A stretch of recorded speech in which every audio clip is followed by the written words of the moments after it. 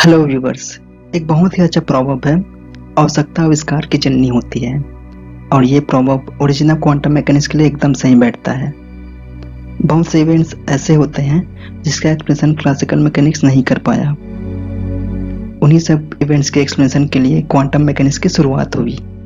Before starting this lecture मैं आप सबको बता दूं, हमारे इस चैनल पर बीएससी, बीटेक, बीई कोर्सेज के फिजिक्स टॉपिक का डिस्कशन किया जाता है। हमें फेसबुक, इंस्टा, टेलीग्राम चैनल पे भी ज्वाइन कर सकते हैं, जहां आपको इस लेक्चर की पीडीएफ मिल जाएगा। Without wasting any time, let's start the lecture. जिसका एक्सप्लेनेशन क्लासिकल मैकेनिक्स नहीं कर पाया वो सब है black body spectrum, photo electric effect, Compton effect, specific heat of solid, atomic spectrum, nano effect. तो सबसे पहले शुरुआत करते हैं black body spectrum.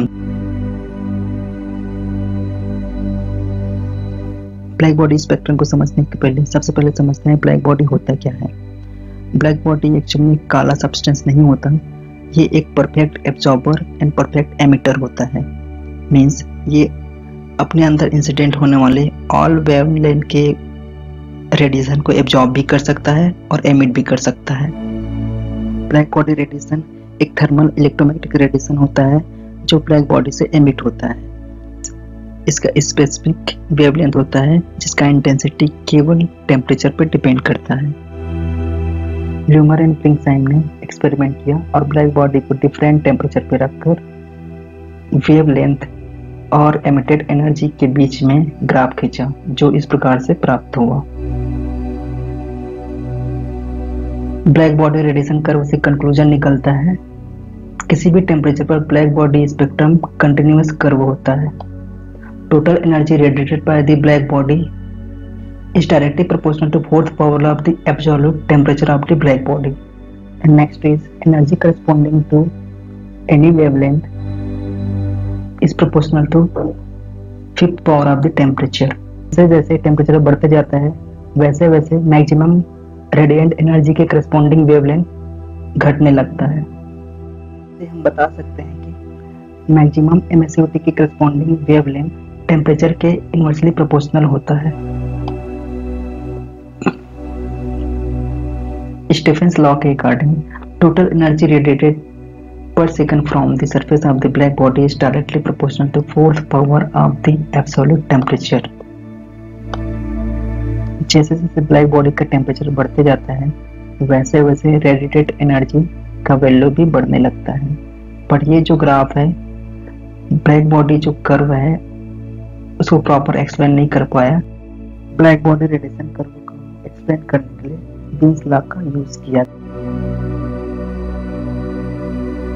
Beans law के पहले स्टेटमेंट के according wavelength of the radiation emitted by the black body at any temperature is inversely proportional to absolute temperature of the black body, जिसे हम इस प्रकार से लिख सकते हैं कि दूसरे स्टेटमेंट के according energy of the radiation corresponding to any wavelength is proportional to fifth power of the temperature. इन दोनों रिलेशन के अलावा एक और रिलेशन होता है f of lambda t, जो कि exponential function of the lambda t होता है। दोनों रिलेशन को कंबाइन करके lambda and lambda plus the lambda wavelength range पे एक पार्टिकुलर टेम्परेचर पे एमिसिविटी को हम बता सकते हैं इस फॉर्मूला के द्वारा। अगर इस फार्मूला का यूज किया जाए और डिफरेंट टेम्परेचर पर वेवलेंथ को चेंज कर करके अगर ग्राफ प्लॉट किया जाए तो इस प्रकार से ग्राफ प्राप्त होता है। इनिशियली आप लोग को दिखाई दे रहा होगा लोअर वेवलेंथ पर इसका जो ग्राफ है वो ब्लैक बॉडी स्पेक्ट्रम से मैच खाता है, पर जैसे ही हम हायर वेवलेंथ रेंज में जाते हैं ये जो प्लॉट है थोड़ा सा डेविएट हो जाता है ब्लैक बॉडी स्पेक्ट्रम से। इसका मतलब ये है कि इस लॉ भी ब्लैक बॉडी रेडिएशन कर्व को प्रॉपर एक्सप्लेन नहीं कर पाया। नेक्स्ट एक्सप्लेनेशन आता है रेले जीन्स का। रेले जीन्स के अकॉर्डिंग ब्लैक बॉडी को एक कैविटी जैसा मान सकते हैं जिसके अंदर में रेडिएशन ट्रैप रहता है और incident radiation and reflected radiation के बीच में सुपरपोजिशन होता है, जिसके कारण स्टेशनरी वेव जनरेट होता है। इस स्टेशनरी वेव के number of vibration modes in unit volume और इसकी एवरेज काइनेटिक एनर्जी को मल्टीप्लाई कर दिया जाए तो पार्टिकुलर वेवलेंथ रेंज में इसका एनर्जी डेंसिटी निकाला जा सकता है। इफ इस फार्मूला का यूज करके डिफरेंट टेम्परेचर पे और सर्टेन टेम्परेचर पे वेवलेंथ और एनर्जी के बीच में ग्राफ प्लॉट किया जाए तो इस प्रकार से प्राप्त होता है। जो हायर वेवलेंथ पे ब्लैक बॉडी रेडिएशन कर्व को बता रहा है। जब वेवलेंथ को डिक्रीज किया जाता है तो सर्टेन वेवलेंथ पे इसका रेडिएटेड एनर्जी इन्फिनिटी हो जाता है, जो कि इम्पॉसिबल है। This is known as ultraviolet catastrophe और Rayleigh Jeans catastrophe. Next expression Planck का है, मैकेनिक्स का यूज किया गया। के अकॉर्डिंग रेडिएशन का एब्जॉर्प्शन और एमिशन कंटिन्यूअस ना हो करके डिस्क्रीट होता है और as a form of energy packet होता है, और इस एनर्जी पैकेट को क्वांटा कहते हैं या फोटॉन कहते हैं। इस फोटॉन का एनर्जी h के बराबर होता है। एमिटेड एनर्जी या एब्जॉर्ब्ड एनर्जी h का इंटीजर मल्टीपल होता है। हाइपोथेसिस का यूज करते हुए हर एक वाइब्रेशन मोड जिसका फ्रीक्वेंसी न्यू है एंड टेम्परेचर T पर एवरेज काइनेटिक एनर्जी और एवरेज एनर्जी का वैल्यू डिड्यूस किया जा सकता है। इस एवरेज एनर्जी और number of vibration modes in unit volume को मल्टीप्लाई करने पर particular wavelength range d lambda के लिए हम एनर्जी डेंसिटी निकाल सकते हैं, जिसके लिए फॉर्मूला इस प्रकार से प्राप्त होगा। इस फार्मूला का यूज करके सर्टेन टेम्परेचर पे वेवलेंथ और एनर्जी डेंसिटी के बीच में ग्राफ प्लॉट किया जाए तो इस प्रकार से प्राप्त होता है, जो कि ब्लैक बॉडी रेडिएशन कर्व के सिमिलर है। एक्सपेरिमेंटल रिजल्ट इस फार्मूला को यूज करके प्राप्त किए गए रिजल्ट से मैच खाता है। इसका मतलब ये है Planck law black body radiation curve को प्रॉपर्ली एक्सप्लेन कर पाता है। I hope black body radiation curve और उसका एक्सप्रेशन आप लोग को समझ में आया होगा। एग्जांपल है फोटो इलेक्ट्रिक इफेक्ट का।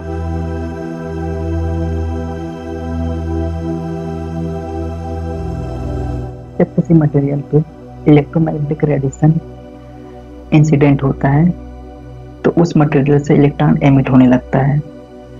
इसे फोटो इलेक्ट्रिक इफेक्ट कहते हैं और एमिटेड इलेक्ट्रॉन को फोटो इलेक्ट्रॉन कहा जाता है। इन 1888 हॉलवेक्स ने एक्सपेरिमेंट किया और उन्होंने बताया अगर किसी कंडक्टर प्लेट पे अल्ट्रावायलेट रेज इंसिडेंट होता है तो वो प्लेट पॉजिटिव बन जाता है, क्योंकि वहां से इलेक्ट्रॉन मूव कर जाता है। उन्होंने एक्सपेरिमेंट किया और फॉलोइंग पॉइंट्स ऑब्जर्व किया। इसमें से पहला पॉइंट है फोटो इलेक्ट्रिक इफेक्ट एक थ्रेशोल्ड फ्रीक्वेंसी के बाद ही दिखाई देता है। दूसरा है एमिटेड इलेक्ट्रॉन का जो एनर्जी है वो फ्रीक्वेंसी पे डिपेंड करता है, इंटेंसिटी पे डिपेंड नहीं करता। तीसरा है number of electron emitted depends on the intensity of the light, not on the frequency of the light. And fourth है जैसे ही रेडिएशन इंसिडेंट होता है without any time lag electron emit होने लगता है। फोटो इलेक्ट्रिक इफेक्ट का expression सबसे पहले इलेक्ट्रोमैग्नेटिक वेव थ्योरी से किया गया, असफल रहा। इसके असफल होने के कारण को समझते हैं। वेव थ्योरी के अकॉर्डिंग अगर intensity of the light increase होता है तो वेव का एम्पलीट्यूड है ये भी बढ़ेगा। वेव का एम्पलीट्यूड अगर बढ़ता है तो प्रोपेगेटेड वेव का एनर्जी इंक्रीज होगा, जिसके कारण फोटो इलेक्ट्रॉन का जो एनर्जी है ये भी बढ़ेगा, बट ये एक्सपेरिमेंटल फैक्ट से मैच नहीं खाता है। दूसरा, अगर intensity of the light sufficient है कि वो मेटल सरफेस से इलेक्ट्रॉन को एमिट कर सके तो किसी भी फ्रीक्वेंसी पे इलेक्ट्रॉन एमिट होना चाहिए, बट ये एक्सपेरिमेंटल डेटा से मैच नहीं खाता। इलेक्ट्रॉन तभी एमिट होगा जब रेडिएशन की फ्रीक्वेंसी थ्रेशोल्ड फ्रीक्वेंसी से ज़्यादा हो।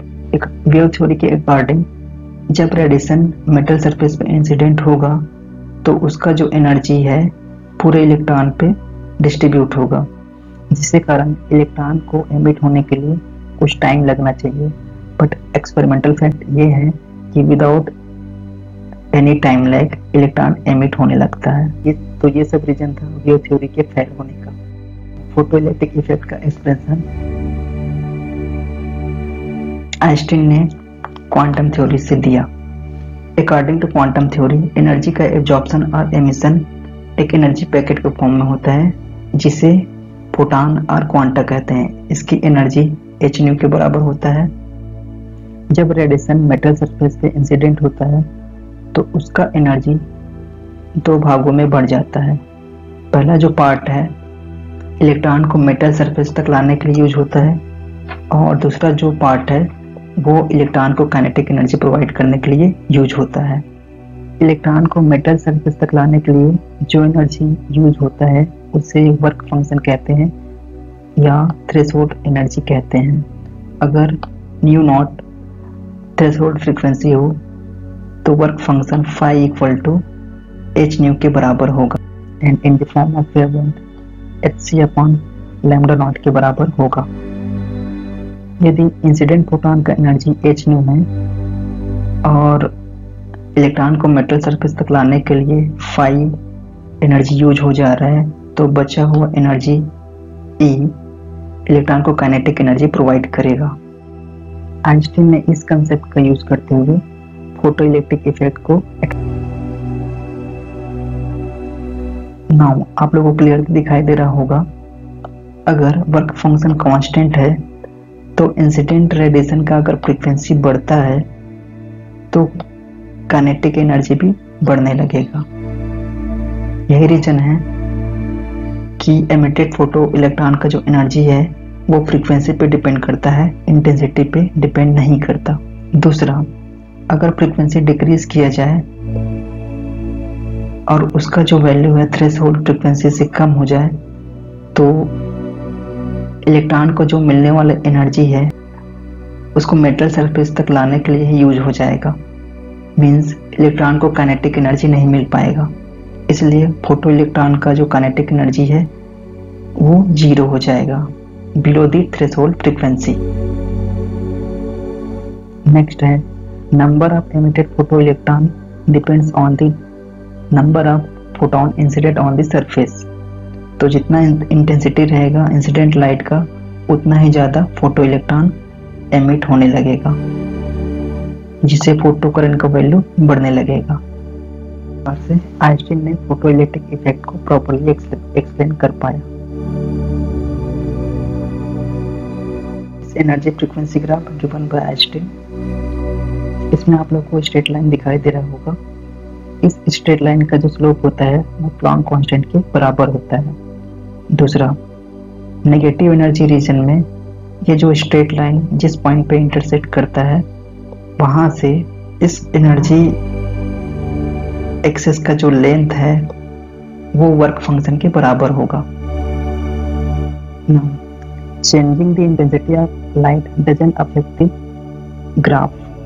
जिस पॉइंट पे ये स्ट्रेट लाइन फ्रीक्वेंसी एक्सेस को क्रॉस करता है उस पॉइंट पे थ्रेशोल्ड फ्रीक्वेंसी मिलता है। डिफरेंट मेटल सरफेस के लिए ये जो स्ट्रेट लाइन है वो पैरेलल ही प्राप्त होता है, क्योंकि हर एक स्ट्रेट लाइन के लिए प्लैंक कांस्टेंट का जो वैल्यू है वो कांस्टेंट आना चाहिए, ये वेरी नहीं करना चाहिए। इससे आइंस्टीन ने फोटोइलेक्ट्रिक इफेक्ट का परफेक्टली एक्सप्लेनेशन कर पाया। So this is the end of the lecture. अगर आप लोग के माइंड में किसी भी प्रकार के डाउट है तो आप कमेंट बॉक्स में टाइप कर सकते हैं या आप हमारे टेलीग्राम चैनल पे डिस्कशन सेक्शन में पार्टिसिपेट कर सकते हैं। इसके लिए इतना ही। Thank you for watching. Bye bye.